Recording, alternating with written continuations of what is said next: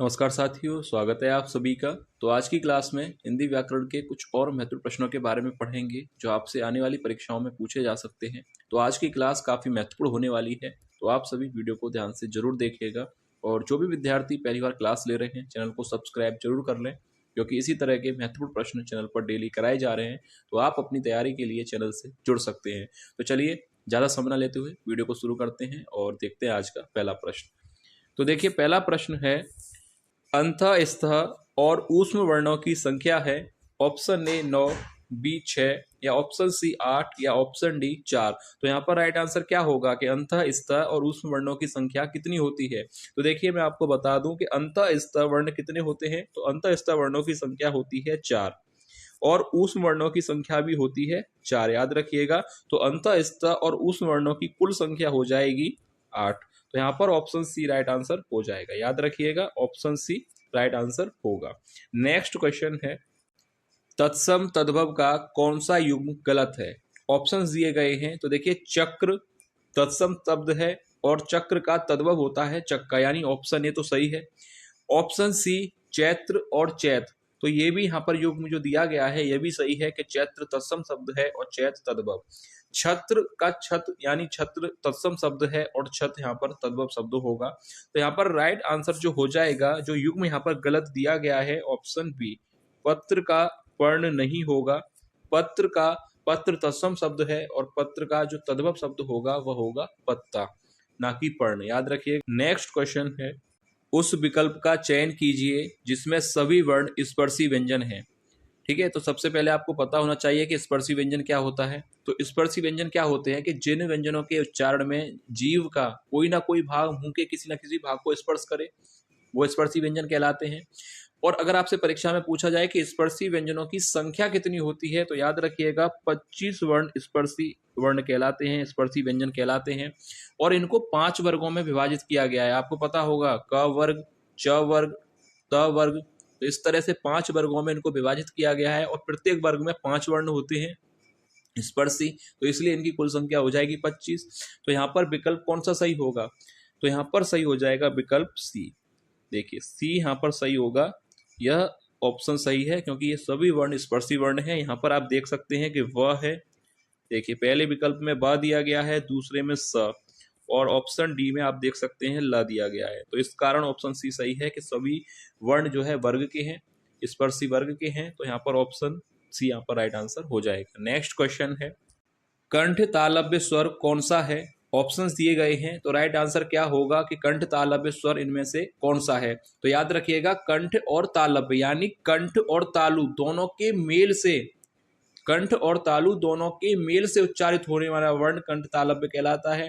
तो याद रखिएगा कौन से होंगे, ऑप्शन सी। याद रखिए, कंठ तालव्य स्वर कौन से हो जाएगा, ऑप्शन सी यहाँ पर राइट आंसर होगा। नेक्स्ट क्वेश्चन है, प्रत्येक वर्ग के दूसरे और चौथे वर्ण को क्या कहा जाता है। ऑप्शन ए महाप्राण व्यंजन, या ऑप्शन बी अनुनासिक व्यंजन, या ऑप्शन सी अल्प प्राण व्यंजन, या ऑप्शन डी अघोष व्यंजन।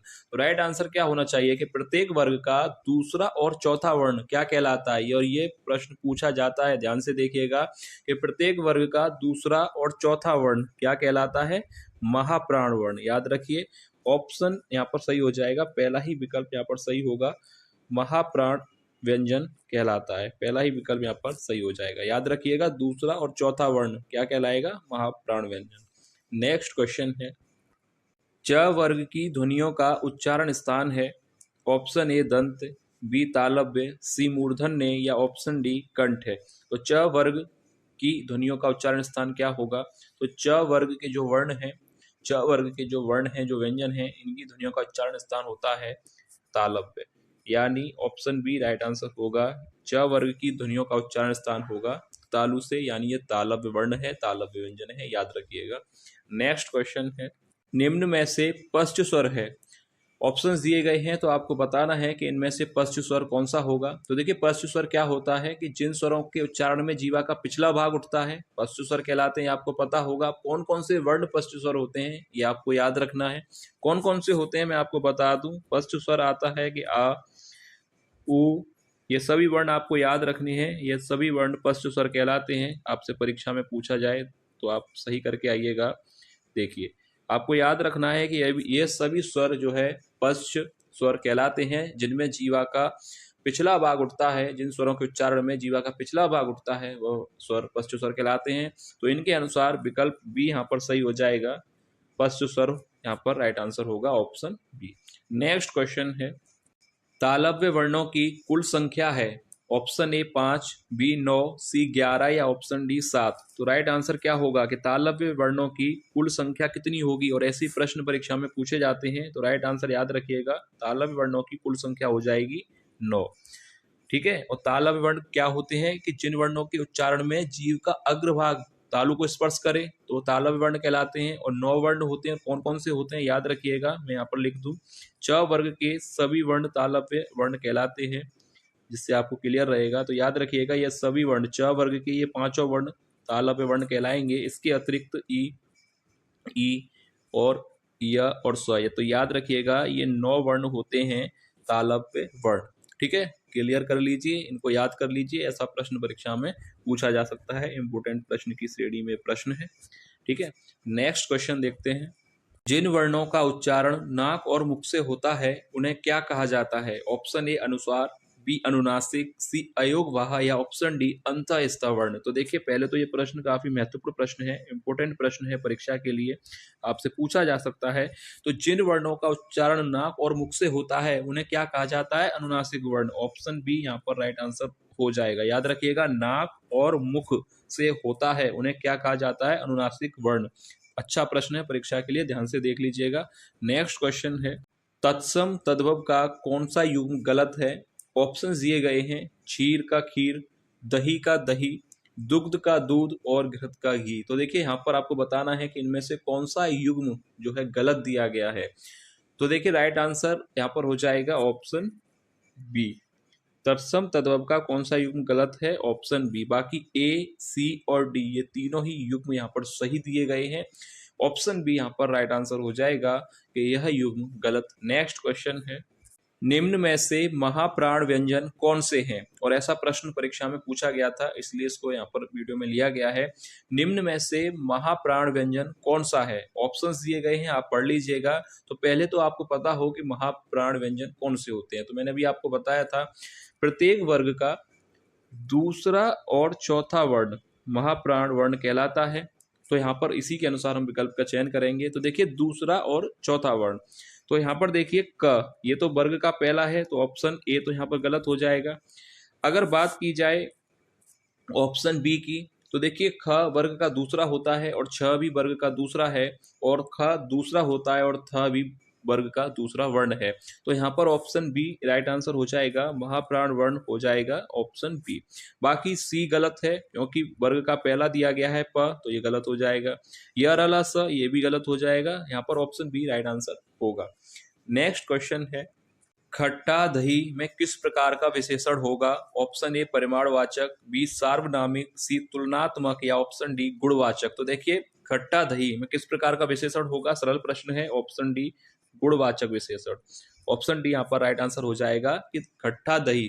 ठीक है, खट्टा दही में किस प्रकार का विशेषण हो जाएगा, गुणवाचक विशेषण। नेक्स्ट क्वेश्चन है, गिरा हुआ के लिए एक शब्द क्या होगा। ऑप्शन ए लुंठित, बी धाराशायी या ऑप्शन सी पतित या ऑप्शन डी अधोगामी। तो देखिए गिरा हुआ के लिए एक शब्द क्या होता है, सरल प्रश्न है, याद रखिएगा ऑप्शन सी पतित। गिरा हुआ के लिए एक शब्द होगा पतित। नेक्स्ट क्वेश्चन है, वर्णों को क्रम पूर्वक अलग करना क्या कहलाता है। वर्ण क्रम कहलाएगा या व्यंजन क्रम होगा या संधि विच्छेद कहलाएगा या वर्ण विच्छेद कहलाएगा। तो परिभाषा क्या कह रही है कि वर्णों को क्रम पूर्वक अलग करना क्या कहलाता है, ऑप्शन डी वर्ण विच्छेद। ऑप्शन डी यहाँ पर राइट आंसर हो जाएगा। सरल प्रश्न है और महत्वपूर्ण प्रश्न भी है परीक्षा के लिए कि वर्णों को क्रम पूर्वक अलग करना कहा जाता है वर्ण विच्छेद। नेक्स्ट क्वेश्चन है, यदि तुम जाओगे तो मैं भी जाऊंगा या किस प्रकार का वाक्य होगा। ऑप्शन ए संकेतवाचक, बी संदेहवाचक या ऑप्शन सी आज्ञाबोधक या ऑप्शन डी प्रश्नवाचक। तो राइट आंसर यहाँ पर क्या होना चाहिए कि यदि तुम जाओगे तो मैं भी जाऊंगा, तो यह हो जाएगा ऑप्शन ए संकेतवाचक वाक्य। ऑप्शन ए यहाँ पर सही आंसर हो जाएगा। संदेहवाचक बिल्कुल गलत है, आज्ञा और प्रश्नवाचक तो बिल्कुल गलत है। तो यहाँ पर ऑप्शन ए सही है, संकेतवाचक होगा कि यदि तुम जाओगे तो मैं भी जाऊंगा। नेक्स्ट क्वेश्चन है, योग रूढ़ वैसे शब्द हैं जो ऑप्शन ए सामान्य अर्थ रखते हैं, या ऑप्शन बी खंड सार्थक नहीं होते, या सामान्य अर्थ को छोड़ विशेष अर्थ देते हैं, या ऑप्शन डी निरर्थक शब्द होते हैं। तो देखिए योग रूढ़ शब्द क्या होते हैं? योग रूढ़ वैसे शब्द हैं जो सामान्य अर्थ को छोड़ विशेष अर्थ देते हैं। ऑप्शन सी बिल्कुल सही आंसर हो जाएगा। नेक्स्ट क्वेश्चन है, काकल्य वर्ण कौन सा है? ऑप्शंस दिए गए हैं। सरल प्रश्न है कि इनमें से काकल्य वर्ण कौन सा होगा? तो याद रखिएगा एक ही वर्ण काकल्य वर्ण होता है और वह है हाँ। ऑप्शन डी यहाँ पर राइट आंसर हो जाएगा। याद रखिएगा काकल्य वर्ण कौन सा होगा? तो हाँ याद रखना है आपको कि हाँ काकल्य वर्ण कहलाता है। नेक्स्ट क्वेश्चन है, निम्न में से शुद्ध वाक्य है। ऑप्शंस दिए गए हैं कि उन्हें एक पुत्र है, या ऑप्शन बी उनको एक पुत्र है, या ऑप्शन सी उनका एक पुत्र है, या ऑप्शन डी उनके एक पुत्र है। तो यहाँ पर आपको बताना है कि निम्न में से शुद्ध वाक्य कौन सा है। तो राइट आंसर यहाँ पर होना चाहिए ऑप्शन डी, उनके एक पुत्र है।